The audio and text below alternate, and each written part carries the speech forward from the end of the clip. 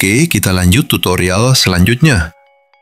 Pada hari ini saya akan memberikan tutorial bagaimana caranya tarik tunai uang di ATM BRI tanpa kartu ATM. Sebenarnya ini mudah sekali buat yang sudah tahu, silahkan di-skip saja tutorial ini. Jika belum tahu bisa ditonton dan didengarkan baik-baik saya menjelaskan. Oke, kita langsung saja ke tutorialnya. Pertama kita masuk dulu ke aplikasi Brimo kita ya. Dan saya akan diamkan tutorial ini supaya teman-teman bisa fokus menyimak tutorial ini. Oke, terima kasih telah menonton dan diharapkan diamati baik-baik.